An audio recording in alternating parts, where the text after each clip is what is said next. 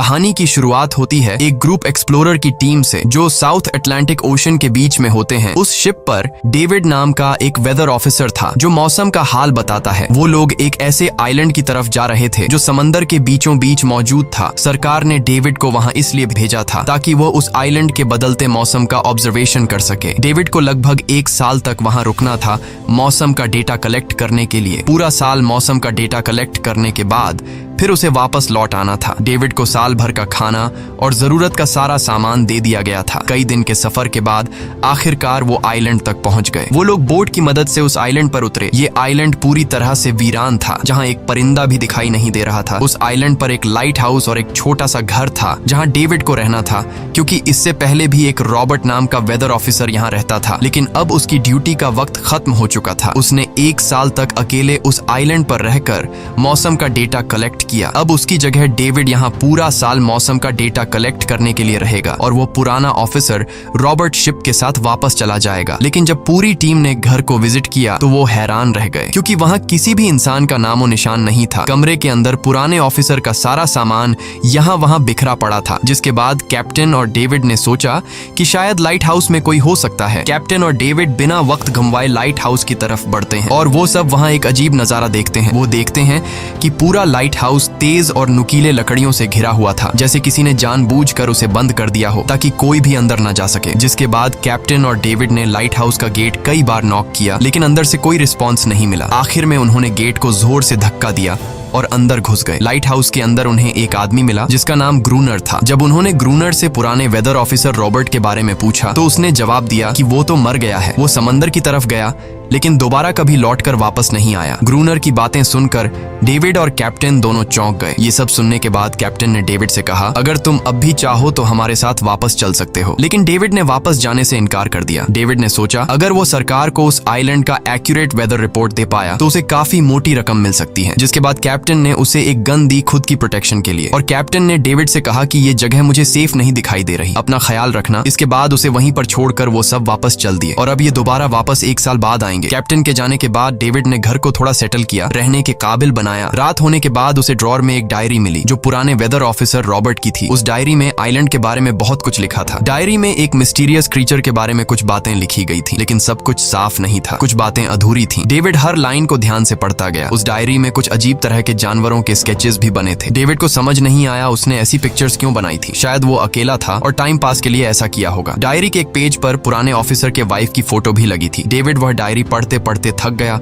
और धीरे धीरे उसकी आंख लग गई। अगली सुबह डेविड ने मौसम का डेटा कलेक्ट करना शुरू कर दिया, लेकिन समंदर के पास पहुंचते ही उसके कदम रुक गए। उसने देखा कि चट्टानों के बीच कुछ पत्थर अजीब तरीके से सजाए गए हैं और उनके बीच शेल्स रखे थे अजीब से पैटर्न में। डेविड ने सोचा शायद ये सब ग्रूनर ने किया है। वो ये सोचकर दोबारा अपने काम में लग गया। काम के दौरान जब उसने दूरबीन से लाइट हाउस की तरफ देखा तो उसे ग्रूनर के साथ एक और इंसान भी दिखाई दिया, लेकिन पलक झपकते ही वो गायब हो गया। डेविड ने दोबारा उसे देखने की कोशिश की, लेकिन फिर उसे लगा कि ये उसका वहम है। रात को डेविड अपने काम में बिजी था, तभी दरवाजे पर नॉक हुआ। उसे लगा कि शायद ये ग्रूनर है। डेविड ने उसका नाम पुकारा, लेकिन कोई जवाब नहीं मिला। हाथ में लैंप लेकर जैसे ही डेविड दरवाजे की तरफ बढ़ा तो उसके कानों में कुछ अजीब सी आवाजें गूंजने लगीं जो किसी इंसान की बिल्कुल भी नहीं थी। और फिर उसने देखा गेट के नीचे से किसी अजीबोगरीब क्रीचर का हाथ अंदर आने की कोशिश कर रहा है। वो इंसान का हाथ बिल्कुल भी नहीं था। ये देखकर डेविड के पांव तले जमीन ही खिसक गई। वो तुरंत बेसमेंट की तरफ भागा और वहां जाकर छुप गया। कुछ ही देर में वो मिस्टीरियस क्रीचर घर के अंदर घुस चुकी थी। वह छुप छुप कर डेविड को ढूंढ रही थी और डेविड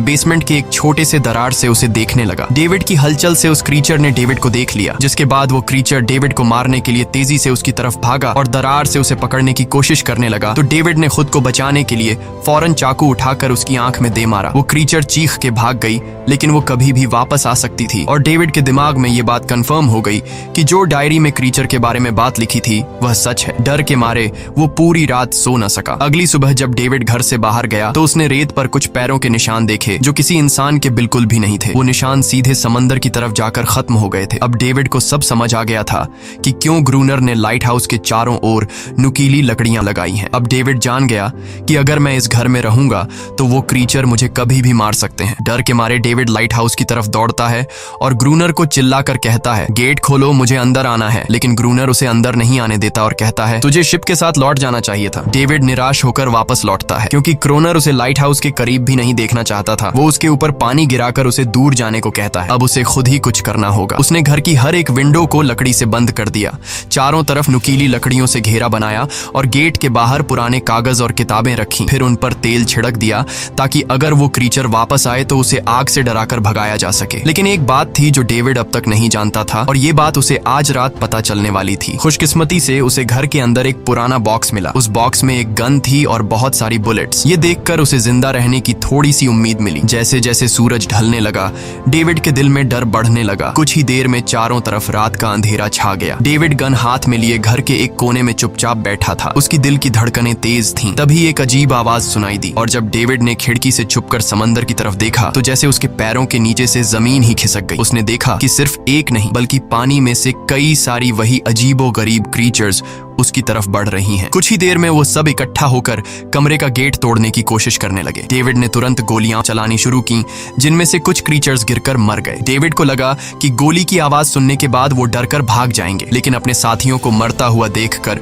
वो और भी ज्यादा गुस्सा हो गए। तब डेविड प्लान बी अपनाते हुए गेट के बाहर रखे कागजों और पुरानी किताबों को आग लगा देता है। आग देखकर वो क्रीचर्स डर के मारे वापस समंदर में लौट गए, लेकिन अब वही आग डेविड के घर तक पहुंच चुकी थी। घर के दरवाजे ने आग पकड़ ली और धीरे धीरे फैलने लगी क्योंकि पूरा घर लकड़ी का बना हुआ था। डेविड ने तुरंत एक चादर में खुद को लपेटकर अपनी जान बचाई और बाहर निकलकर लाइट हाउस के पास एक बड़े पत्थर के पीछे छुप गया। क्रीचर्स को शूट करते वक्त डेविड के हाथ में काफी गहरी चोट भी आई। तभी अचानक तेज बारिश शुरू हो गई। आग धीरे धीरे बुझने लगी, लेकिन पूरी रात की बारिश के बाद भी सुबह तक डेविड अपना घर नहीं बचा पाया। पूरा घर जलकर लगभग राख हो चुका था। अब अगर डेविड को जिंदा रहना है तो उसे लाइट हाउस में पनाह लेनी होगी। उसने अपनी राइफल उठाई और लाइट हाउस के पास के पत्थरों के बीच छुप गया और इंतजार करने लगा कि कब ग्रूनर पानी भरने आएगा। जब ग्रूनर पानी भरने के लिए लाइट हाउस से बाहर निकला तो डेविड उसके पीछे पीछे चल दिया, लेकिन तभी अचानक एक अजीब सा क्रीचर जो ग्रूनर के पास ही था उसने डेविड पर हमला कर दिया। लेकिन किसी तरह करके डेविड ने उसे काबू कर लिया। वह क्रीचर ग्रूनर का रक्षक था। जब वह उसे शूट करने वाला था तो ग्रूनर ने तुरंत डेविड को रोका और कहा, रुक जाओ, ये मेरा पालतू है। डेविड ने गोली नहीं चलाई और मौके का फायदा उठाते हुए उसने ग्रूनर के साथ एक शर्त रखी, अगर इस क्रीचर को जिंदा रखना है तो मुझे लाइट हाउस में रहने दिया जाए, नहीं तो मैं इसे मार दूंगा। जिसके बाद ग्रूनर ने हाँ कर दी क्योंकि डेविड के पास ढेर सारा खाना और गन पाउडर था। शाम होने से पहले दोनों बचा हुआ खाना लेकर लाइट हाउस लौट आए और वो दोनों आराम से सो गए। अगली सुबह वो क्रीचर चुपचाप डेविड का हाथ चाट रहा था। जब डेविड नींद से जागा तो उसने देखा कि इस क्रीचर के चाटने की वजह से उसका हाथ पूरी तरह से ठीक हो चुका है। ये सब देखकर डेविड हैरान हुआ। डेविड अब क्रोनर से इस क्रीचर के बारे में और जानना चाहता था और फिर ये सब दुनिया के सामने लाना चाहता था क्योंकि ये किसी जादू से कम नहीं था। डेविड ने सोचा, अगर इस क्रीचर का राज दुनिया के सामने हम लाते हैं तो डेविड और क्रोनर दोनों बहुत सारा पैसा और नाम कमा लेंगे। लेकिन क्रोनर को ये सब नहीं चाहिए था। वो इस आइलैंड से कहीं नहीं जाना चाहता था। क्रोनर का अब इस दुनिया में कोई नहीं बचा था। उसके लिए ये आइलैंड परफेक्ट था जहां वो अपने आप को एक किंग समझता था और अपनी मर्जी का मालिक। इसी वजह से उसने आइलैंड के कई हिस्सों में लिख दिया था, क्रोनर यहाँ का बादशाह है। लेकिन डेविड को ये समझ नहीं आ रहा था कि ये अजीब सी क्रीचर क्रोनर की फालतू कैसे बनी। तो क्रोनर ने बताया कि एक बार क्रोनर ने उसकी जान बचाई थी। वो गलती से उसके फिशिंग नेट में फंस गई थी। तब ये क्रीचर छोटी थी और उस दिन के बाद से वो क्रोनर के साथ ही रह गई। उसकी हर बात माननी शुरू कर दी। लेकिन क्रोनर एक सख्त इंसान था। वो इस क्रीचर के साथ बहुत बुरा बर्ताव करता था। क्रोनर हर दिन इस क्रीचर के साथ फिजिकल रिलेशन रखता था। क्रोनर ने बताया कि एक बार इस क्रीचर ने मुझ पर हमला भी किया था और उसके बदले में क्रोनर ने उसे ऐसी सजा दी कि उस सजा के बाद वो क्रीचर अपने आप को क्रोनर की गुलाम समझने लगी। और आप सब भी समझ गए होंगे कि हर रात वो क्रीचर समुद्र से बाहर क्यों आते हैं। वो सभी इसलिए आते हैं ताकि अपने साथी को क्रोनर से छुड़वाकर वापस ले जाए। लेकिन क्रोनर ऐसा नहीं होने देता। वो क्रीचर्स दिन के उजाले में अटैक नहीं कर सकते क्योंकि सूरज की रोशनी उनकी स्किन जला देती है। डेविड अब यहाँ और नहीं रहना चाहता था। वो किसी तरह से आइलैंड से अपनी जान छुड़ाना चाहता था। खैर, शाम होने लगी और क्रोनर ने उससे कहा, गन लेकर रेडी हो जाओ क्योंकि वो क्रीचर्स कभी भी हमला कर सकते हैं। वो लाइट हाउस की लाइट ऑन करने के लिए तैयार हो गए और कुछ ही देर में समुद्र से बड़ी संख्या में क्रीचर्स निकलकर बाहर आ गए। वो लाइट हाउस की तरफ बढ़ते जा रहे थे। क्रोनर उन पर लगातार फायर करता जा रहा था, लेकिन डेविड पूरी तरह से डर गया था। वो लाइट हाउस के अंदर की तरफ आने लगा। क्रोनर के बार बार कहने के बावजूद वो बस एक कोने में चुपचाप बैठा रहा और कुछ ही देर में डेविड बेहोश हो गया। क्रोनर पूरी रात अकेला इन क्रीचर्स से लड़ता रहा। अगली सुबह क्रोनर ने गुस्से में डेविड के मुंह पर पानी डालकर उसे उठाया और कहा, अगर तुम्हें जिंदा रहना है तो इनकी जान लेनी होगी, नहीं तो तुम्हें लाइट हाउस से निकाल निकाल दिया जाएगा और तुम्हें मेरी हर बात माननी होगी। रोजाना पानी भर कर लाना, लाइट हाउस के छोटे बड़े काम करना और रात को मेरे साथ गार्ड ड्यूटी भी करनी होगी। अब डेविड के पास दूसरा कोई ऑप्शन नहीं था। इसी वजह से ये सब करना उसकी मजबूरी बन गया। डेविड अब क्रोनर की हर बात मानने लगा, लेकिन एक चीज थी जो उसे बिल्कुल भी पसंद नहीं आई। वो ये थी कि हर रोज उस फीमेल क्रीचर को अलग अलग तरीकों से फिजिकली टॉर्चर करना। रात होती है, दोनों फिर से गार्ड ड्यूटी के लिए तैयार हो जाते हैं और एक बार फिर वो क्रीचर समुद्र से निकलकर बाहर आते हैं। लेकिन आज डेविड को डर नहीं लग रहा था। उसने क्रीचर पर फायरिंग शुरू की, मगर आज क्रोनर कुछ भी नहीं कर रहा था। वो डेविड को बाहर छोड़कर लाइट हाउस का गेट बंद कर देता है और खुद चुपचाप अंदर बैठ जाता है ताकि डेविड खुद सीख सके कि इन क्रीचर से कैसे लड़ा जाता है। इसी तरह डेविड को लड़ते लड़ते वो रात कट जाती है और सुबह हो जाती है। सुबह क्रोनर ने देखा कि डेविड लाइट हाउस के गेट के बाहर खून में लथपथ बैठा था। अब उसने सीख लिया था कि इन क्रीचर्स से कैसे लड़ना है। इसी तरह समय गुजरता गया, रातों को इन क्रीचर्स से लड़ते हुए और दिन भर क्रोनर के लाइट हाउस के काम संभालते हुए। ये आइलैंड अब उसके लिए एक बंद घर जैसा हो गया था। वो हर वक्त सोचता रहता था कि कब ये जगह छोड़कर आजादी की सांस लेगा। समय के साथ साथ डेविड का उस फीमेल क्रीचर के साथ एक अजीब सी दोस्ती बन गई थी। डेविड को उसके लिए अब बुरा लगने लगा था। अब उसे समझ आया कि अपने लोगों को छोड़कर अकेला रहना कितना मुश्किल होता है। शायद वो क्रीचर भी कुछ ऐसा ही महसूस करती थी। डेविड ने उस क्रीचर को एक नाम भी दिया, अनारियस। इसी तरह से दिन गुजरते गए और फिर एक दिन उन्होंने देखा कि इन क्रीचर्स के अटैक्स धीरे धीरे कम हो रहे हैं। डेविड सोचता है शायद सर्दियों में वो कहीं और चले जाते हैं या फिर शायद उन्हें समझ आ गया था कि इन दोनों से लड़कर कुछ हासिल नहीं होगा। लेकिन क्रोनर ने उससे कहा कि ऐसा बिल्कुल नहीं है, वो फिर से अटैक करेंगे। अब वो अपनी संख्या बढ़ा रहे हैं। कुछ और दिन ऐसे ही गुजर गए। एक रात डिनर के बाद क्रोनर और डेविड ने टाइम पास के लिए चेस खेलना शुरू किया, लेकिन यहीं पर क्रोनर से एक बड़ी गलती हो गई। वो दोनों खेल में इतने उलझ गए कि लाइट हाउस की लाइट्स ऑन करना ही भूल गए। अंधेरे का फायदा उठाकर क्रीचर्स ने उन पर अटैक कर दिया। डेविड ने देखा कि क्रीचर्स की संख्या इतनी ज्यादा थी कि दो लोग मिलकर भी ज्यादा देर तक नहीं लड़ सकते थे और इस बार उनके पास कोई प्लानिंग भी नहीं थी। गन्स की बुलेट्स भी ऑलमोस्ट खत्म हो चुकी थी। किसी तरह बचते बचाते वो लाइट हाउस के टॉप तक पहुंच गए, लेकिन इस बीच क्रोनर के पैर में गहरी चोट आ गई। वो क्रीचर्स आज उन पर भारी पड़ गए थे। दोनों को लगा कि आज उनकी मौत पक्की है, लेकिन खुशकिस्मती से सुबह हो गई। जैसे ही सूरज धीरे धीरे उभरता है, वो क्रीचर्स लाइट हाउस छोड़कर समुद्र में वापस चले जाते हैं। कड़कती धूप निकलने के बाद एनेरियस क्रोनर के जख्म को ठीक करने की कोशिश करती है, लेकिन अब तक डेविड को समझ आ चुका था कि वो इन क्रीचर्स के साथ ये लड़ाई जीत नहीं सकते। बुलेट्स भी अब खत्म होने के करीब हैं। उनके पास खाना भी इतना नहीं है कि वो ज्यादा देर तक चल सके। लकीली अगले दिन जब डेविड लाइट हाउस के बाहर इधर उधर घूम रहा था तो उसने समुद्र में एक जहाज देखा। वो जल्दी से अंदर से फ्लेयर गन लाया और जहाज को सिग्नल देने गया, लेकिन क्रोनर ने उसे रोक दिया क्योंकि वो नहीं चाहता था कि डेविड यहाँ से जाए। उसी वक्त अनारियस ने क्रोनर पर हमला कर दिया। वो डेविड को क्रोनर से बचाना चाहती थी। क्रोनर किसी को भी ये आइलैंड छोड़ने नहीं देना चाहता था। ये आइलैंड उसकी अपनी दुनिया थी जहाँ वो एक किंग की तरह रहता था। वो डेविड को भी जाने नहीं देना चाहता था। इतने समय से अकेला रहने के बाद अब उसके पास कोई था जिससे वो बात कर सकता था, और अगर डेविड उस शिप में वापस चला गया तो वो वहां जाकर सबको एनेरियस और उनके बारे में बता देगा। इसलिए अब डेविड यहाँ से नहीं जा सकता। धीरे धीरे वो शिप डेविड की आंखों के सामने समुद्र में गायब हो गई। अब उसके पास कुछ भी करने को नहीं था। कुछ और दिन ऐसे ही बीत गए। क्रोनर अब भी डेविड और अनारियस दोनों के साथ बुरा बर्ताव कर रहा था, लेकिन अनारियस को वो खास तौर पर मारता था, जो डेविड को बिल्कुल पसंद नहीं था। एक दिन डेविड ने अनारियस को एक छोटी टॉय बोट गिफ्ट में दी जो उसने किसी मछली की हड्डी से बनाई थी। लेकिन जब अनारियस ने उस बोट को देखा तो वो डेविड को आइलैंड के एक ऐसे कोने में ले गई जहाँ सचमुच एक असली बोट रखी थी। जब डेविड ने इस बोट के बारे में क्रोनर से पूछा तो उसने कहा हाँ, उसे पहले से पता था कि आइलैंड के इस हिस्से में एक बोट है। क्रोनर कहता है कि कुछ लोग इस आइलैंड तक बोट के जरिए अपनी जान बचाने आए थे, लेकिन सुबह होने से पहले उनमें से कोई भी जिंदा नहीं बचा। सबको इन क्रीचर्स ने मार दिया। वो सब शिप में गोला बारूद ले जा रहे थे, लेकिन समुद्र में आए तूफान की वजह से उनका शिप इसी आइलैंड के पास डूब गया। ये सब सुनते ही डेविड के दिमाग में एक आइडिया आया। उनके पास एक डाइविंग सूट जैसा कुछ था। डेविड ने कहा कि अगर हम दोनों में से कोई उस सूट को पहनकर समुद्र के उस हिस्से में जाए जहां वो शिप डूबी थी, तो हो सकता है उन्हें कुछ बुलेट्स या डायनामाइट मिल जाए जिससे इन क्रीचर्स से लड़ना आसान हो जाए। लेकिन क्रोनर ने इस बात को मानने से इनकार कर दिया, पर डेविड अपनी जान को खतरे में डालकर ये काम करने को तैयार था। कुछ और दिन ऐसे ही गुजर गए। डेविड और अनारियस के बीच एक गहरा कनेक्शन बन गया। डेविड डेविड उसे पसंद करने लगा था। इन दोनों को रोमांस करते हुए ये सब क्रोनर ने चुपके से देख लिया। क्रोनर को लगा कि अनारियस उसे छिन जाएगी, इसलिए डेविड को रास्ते से हटाना पड़ेगा। अगले दिन क्रोनर खुद डेविड की बात मानने को तैयार हो जाता है। वो डेविड से कहता है, ठीक है, तुम सूट पहनकर नीचे पानी में जाओगे और वहाँ ढेर सारा RDX कलेक्ट करोगे, फिर मैं तुम्हें बोट से ऊपर की तरफ खींच लूंगा। लेकिन क्रोनर का असली इरादा कुछ और ही था। वो चाहता था कि डेविड उसकी मदद से समुद्र के नीचे रखे डायनामाइट के बॉक्सेस वापस सरफेस तक ले आए और उसके बाद उसे वही समंदर में अकेला छोड़ दे ताकि वो क्रिएचर्स उसे मार दें। इस तरह डायनामाइट भी उसके पास आ जाएगा और अनारियस फिर से उसकी गुलाम बन जाएगी। वो दोनों बोट में बैठकर उस जगह पहुंच गए जहां शिप पानी में डूबा था। डेविड ने डाइविंग सूट पहना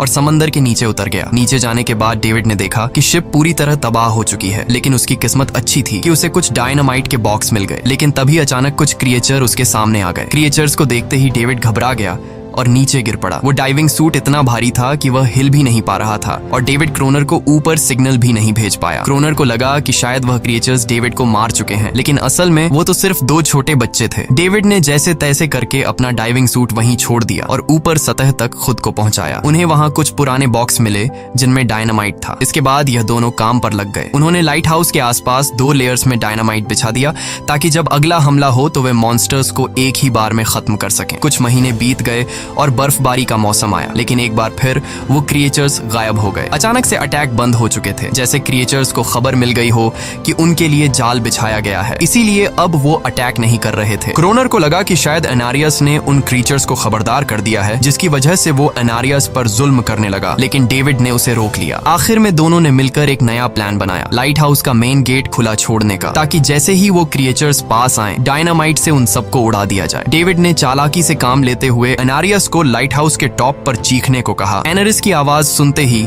सभी क्रिएचर्स गुस्से से भड़क उठे। क्रिएचर्स ने जब देखा कि लाइट हाउस का मेन गेट खुला हुआ है तो उन्हें लगा कि यह अच्छा मौका है अनारियस को छुड़ाने का, लेकिन असल में यह उनके लिए एक चाल थी। कुछ ही देर में वह क्रिएचर समंदर से बाहर निकलने लगे। वे सीधे मेन गेट की तरफ बढ़े और अंदर घुसते ही डेविड पर हमला कर दिया। डेविड भी हिम्मत दिखाता है और क्रिएचर से जान छुड़ा लेता है। जैसे ही वे सभी क्रिएचर लाइट हाउस के पास पहुंच जाते हैं तो क्रोनर डायनामाइट का लीवर दबा देता है, लेकिन ब्लास्ट नहीं होता। असल में डेविड ने उसका कनेक्शन खोल दिया था और क्रोनर उसे दोबारा लगाना भूल गया था। डेविड तुरंत ऊपर भागता है और डायनामाइट का वायर जोड़ना शुरू करता है। तब तक वो क्रिएचर्स लाइट हाउस पर चढ़ने की कोशिश कर रहे होते हैं, जिन्हें सिर्फ अकेला क्रोनर रोकता है। जैसे ही कनेक्शन पूरा होता है डेविड पहला लेयर उड़ा देता है, जिससे कई क्रिएचर्स ब्लास्ट में खत्म हो जाते हैं, लेकिन अभी भी काफी मॉन्स्टर्स लाइट हाउस पर हमला करने के लिए तैयार होते हैं। इस वजह से क्रोनर दूसरा लेयर भी ब्लास्ट कर देता है। दोनों उस जोरदार धमाके में बेहोश हो जाते हैं। अगली सुबह जब दोनों होश में आए तो उन्होंने देखा कि एनरियस वहां नहीं थी। ब्लास्ट में चारों तरफ मरे हुए क्रिएचर्स पड़े थे। क्रोनर उन सबको मार रहा था जो जख्मी हालत में जिंदा बचे थे। तभी डेविड की नजर उनमें से एक के गले में लटके एक नेकलेस पर पड़ी। उस क्रिएचर को तड़पता हुआ देखकर डेविड को उस पर तरस आ जाता है और उसे अपनी गलती का एहसास हो जाता है। जिन क्रिएचर्स को वह अब तक खूंखार समझते आए थे वो भी इंसानों की तरह थे, सिर्फ बोल नहीं सकते थे। लेकिन क्रोनर के लिए यह सब बेकार बातें थी। उस दिन के बाद वह क्रिएचर्स फिर कभी अटैक नहीं कर पाए, लेकिन हर दिन समंदर के किनारे से रोने की आवाजें आती थीं। डेविड को अब तक नहीं पता था कि उन्होंने कितना बड़ा नुकसान कर दिया था, कितनी फैमिली टूट गई, कितने बच्चों ने अपने लोग खो दिए, सिर्फ एक गलतफहमी की वजह से। अगले दिन डेविड ने समंदर में उन क्रिएचर्स के कुछ छोटे छोटे बच्चों को देखा, वो सब जिन्होंने अपने परिवार खो दिए थे। डेविड ने पत्थरों का एक गोल सर्कल बनाया और उसके बीच में वह छोटी टॉय बोट रख दी ताकि एनरिस उसे देखकर वापस लौट आए। डेविड ने कई घंटे इंतजार किया, लेकिन एनरिस कभी वापस नहीं आई। सुबह नींद से जागने के बाद डेविड ने देखा कि क्रोनर सो रहा है। क्रोनर के पास कुछ पुरानी चीजें रखी थीं, उनमें एक पुरानी तस्वीर भी थी और जैसे ही डेविड ने उस तस्वीर को देखा वह हैरान रह गया। वह लड़की जिसका फोटो उसने पहले दिन पुराने ऑफिसर रॉबर्ट की डायरी में देखा था वह कोई और नहीं बल्कि क्रोनर की पत्नी थी और फोटो में क्रोनर उसके साथ खड़ा था। असल में 1 साल पहले आए वेदर ऑफिसर रॉबर्ट मरा नहीं, बल्कि उसने अपनी पहचान बदल दी थी, यानी क्रोनर ही वेदर ऑफिसर रॉबर्ट है, बस उसने अपना नाम बदल लिया था क्योंकि अब वह कभी इस आइलैंड को छोड़ना नहीं चाहता था। ये सब देखकर डेविड ने भी यह उम्मीद छोड़ दी कि वह कभी इस आइलैंड से जा पाएगा। अगले दिन शाम को जब डेविड समंदर के किनारे गया उसने देखा कि उस सर्कल में रखी छोटी बोट अब वहां नहीं थी, लेकिन उसी जगह पर उसने एक क्रीचर का छोटा सा बच्चा देखा जिसके हाथों में वह बोट थी। डेविड ने अपने हाथ में जलती हुई लकड़ी को उस सर्कल के बीच में फेंक दिया ताकि वह दिखा सके कि उसका इरादा लड़ने का नहीं है और उसे किसी को खतरा महसूस न हो। वह उनके साथ दोस्ती करना चाहता था। कुछ ही देर बाद समंदर की लहरों से एनारिस निकलती है और उसके पीछे पूरा क्रीचर्स का ग्रुप भी समंदर से बाहर आता है, लेकिन इस बार परिवार कोई भी डेविड पर अटैक नहीं करता, क्योंकि वे भी अब शांति चाहते हैं। उनका इरादा सिर्फ एक सुरक्षित जगह पाने का था अपने बच्चों के लिए। लेकिन तभी वहां क्रोनर हाथ में बंदूक लिए पहुंच जाता है। क्रोनर को लगता है कि अगर शांति हो गई तो उसे सबसे ऊपर होने का एहसास कैसे होगा। डेविड उसे समझाने की कोशिश करता है कि ये क्रीचर्स लड़ना नहीं चाहते, ये शांति चाहते हैं। लेकिन क्रोनर किसी की नहीं सुनता। वो एनेरियस से चिल्लाकर कहता है, अंदर चली जाओ। लेकिन ये पहली बार था कि एनेरियस ने उसकी बात नहीं मानी, क्योंकि अब वह उसकी नौकरानी नहीं थी। यह देखकर क्रोनर को लगता है कि अब इस आइलैंड पर उसकी बादशाहत नहीं रही। क्रोनर खुद को अंदर से कमजोर महसूस करने लगता है, क्योंकि अब कोई भी उसका हुक्म नहीं मान रहा था। गुस्से में उसने लाइट हाउस की तरफ कदम बढ़ाए। डेविड को लगा शायद क्रोनर को अब समझ आ गया होगा कि हर एक जानवर आजादी चाहता है, कोई भी किसी का गुलाम बनकर नहीं जीना चाहता। लेकिन क्रोनर के सर से बादशाहत का भूत कहां उतरने वाला था। जैसे ही वह लाइट हाउस पहुंचा, उसने सिग्नल गन से एक फ्लेयर छोड़ी, जो सीधा जाकर एक क्रीचर के बच्चे से टकरा गई। उस बच्चे की तुरंत मौत हो गई। सभी क्रीचर्स डर के मारे भाग गए और एनेरियस ने भी डेविड पर अपना पूरा भरोसा खो दिया। गुस्से से पागल डेविड तुरंत लाइट हाउस की तरफ भागता है क्रोनर को सबक सिखाने। डेविड उससे लड़ने लगता है, क्यों किया तूने ये सब? ये लोग तो बस शांति चाहते थे। लेकिन क्रोनर इतना हिंसक हो चुका था कि उसने डेविड को मारने का फैसला कर लिया। वह हाथ में लोहे का रॉड लेकर जैसे ही डेविड पर वार करने जा रहा था, डेविड ने उसे उसके असली नाम से पुकारा और कहा, रुक जाओ रॉबर्ट, तुम खूनी नहीं हो। ये सुनकर क्रोनर एकदम रुक गया। असल में रॉबर्ट ऐसा इंसान कभी था ही नहीं। इस आइलैंड पर आने के बाद अकेले रहने की वजह से उसकी मेंटल हेल्थ बिगड़ चुकी थी। अकेलापन, अपनी पत्नी की मौत और गहरा डिप्रेशन, इन सब ने उसे ऐसा बना दिया था। वह असल में कोई किलर नहीं था, वह एक अच्छा इंसान था। क्रोनर को एहसास हुआ कि ये क्रीचर्स कभी लड़ना नहीं चाहते थे, वे बस शांति चाहते थे। क्रोनर ने उन्हें सिर्फ इसलिए मारा ताकि वह खुद को पावरफुल दिखा सके। और अब क्रोनर को अपनी गलती का एहसास हो चुका था, इसीलिए उसने खुद को उन क्रीचर्स के सामने सरेंडर कर दिया और कुछ ही पलों में उन्होंने उसे मार दिया। डेविड लाइट हाउस के अंदर खुद को लॉक कर लेता है। समय ऐसे ही बीतता चला जाता है और 1 साल बाद आइलैंड पर एक गवर्नमेंट अफसर आता है, साथ में एक नया वेदर ऑफिसर भी होता है। अब नए गवर्नमेंट अफसर ने इस आइलैंड पर वेदर मॉनिटर की ड्यूटी करनी थी। जब कैप्टन पिछले अफसर के बारे में डेविड से पूछता है तो डेविड भी वही बात करता है कि वह पानी की तरफ गया था लेकिन कभी वापस नहीं आया। और वेदर ऑफिसर को भी लगता है कि डेविड ही क्रोनर है। डेविड ने भी उनकी इस गलतफहमी को ठीक नहीं किया। वह चुपचाप बालकनी पर गया और खड़ा हो गया बिना कुछ कहे, क्योंकि अब वह भी इस आइलैंड को छोड़ना नहीं चाहता था, बिल्कुल क्रोनर की तरह। इसी दौरान एनेरिस भी अपने परिवार के साथ खुश थी। अब उन्हें किसी क्रोनर जैसे आदमी का डर नहीं था। अब वे आइलैंड पर भी और समंदर में भी आजादी से जी सकते थे। इसी के साथ कहानी खत्म हो जाती है। अगर वीडियो आपको अच्छी लगी हो तो हमारे चैनल को जरूर सब्सक्राइब कीजिए।